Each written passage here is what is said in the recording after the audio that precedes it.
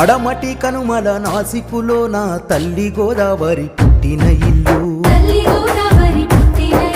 బాస చేసి బాసర వద్ద ఆదిలాబాదులు అడుగుపెట్టినది ఆహ సేతులు జాపి కిన్నెర సాని ఎత్తుకొని ఎగరేసింది